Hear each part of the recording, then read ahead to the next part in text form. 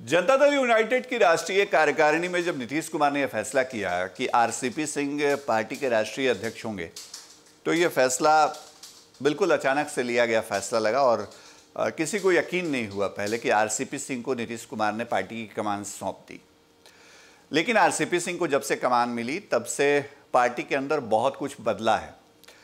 सामने वो देखने को भले ही नहीं मिल रहा हो, लेकिन पार्टी के अगर अंदरूनी गतिविधियों की बात करेंगे, चूंकि हम अंदर की खबर लेकर के आते हैं आपके लिए, तो हमको भी ये मालूम पड़ रहा है कि जेडीयू में बहुत कुछ बदल गया है। केवल प्रदेश अध्यक्ष ही नहीं बदले हैं, बल्कि पार्टी के कामकाज करने का तरीका बदल गया है और पार्टी कैसे अपने आप को जनता के बीच लेके जाए, कैसे मीडिया के बीच लेके जाए, इसको लेकर के भी आरसीपी सिंह ने अप्रोच में बदलाव किया है। नीतीश कुमार के राष्ट्रीय अध्यक्ष रहते उस दौर को याद करिए जब विपक्ष के नेता खूब बोलते थे और उनको जवाब देने के लिए गिने चुने जो प्रवक्ता हैं वो ही सामने आते थे और बयान के बाद पलटवार होता था।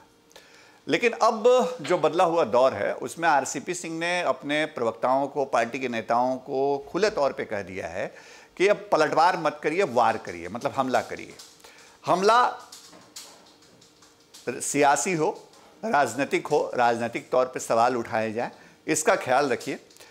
और एक बात कही जाती है कि offence is the best defence, तो आरसीपी सिंह फिलहाल उसी नीति पर अपनी पार्टी को ले चलना चाहते हैं और पार्टी के नेताओं को उन्होंने क्लियर कट कह दिया है कि कोई भी मौका चूकिए मत।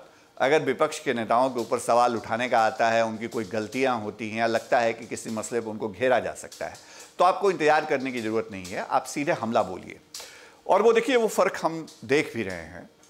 ऐसे नेता जो अमूमन चुप रहते थे, बोलते नहीं थे, उनके बयान पलटवार के तौर पे आते थे या विपक्षी नेताओं को जवाब देने के लिए आते थे, वो अब सुबह सवेरे हमला बोलते हैं, निशाना साधते हैं। पहले ये काम तेजस्वी यादव करते थे, लेकिन अब जेडीयू के नेता करने लगे हैं और ये बदलाव हमको दिख रहा है। आप भी महसूस करेंगे अगर आप उसको ध्यान से देखिए तो एक तो ये बात जो आरसीपी सिंह ने बदलाव किया, और दूसरी बात अगर हम ये कहें कि जनता दल यूनाइटेड शिवसेना की राह पर है, तो थोड़े वक्त के लिए ये बात सही लगेगी, क्योंकि अब तक हमने देखा है कि शिवसेना ही एक ऐसी पार्टी है जो अपना मुखपत्र निकालती है। मतलब उनका जो सामना होता है, सामना प्रतिदिन जो आती है, उनके अखबार है उनका संपादकीय, उसमें एडिटोरियल बजाप्ता होता है, शिवसेना के नेता लिखते हैं।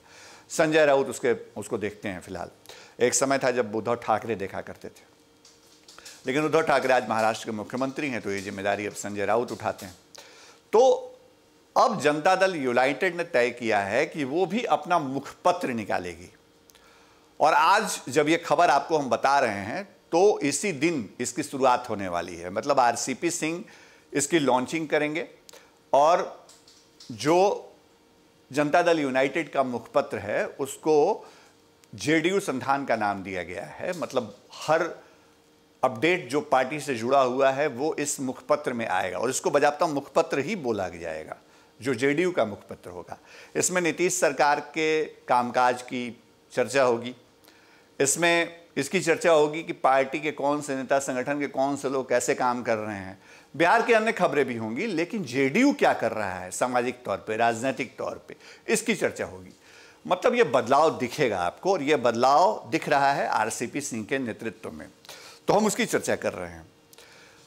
आरसीपी सिंह इसके बाद एक और बड़ा बदलाव करने जा रहे हैं, जो हमारे पास खबर है उसके मुताबिक उन्होंने पार्टी के अंदर ऐसे लोगों की पहचान कर ली है जिन्होंने विधानसभा चुनाव में पार्टी के लिए ईमानदारी से काम किया, जिनके काम का नतीजा पार्टी को मिला, पार्टी को जीत हासिल हुई।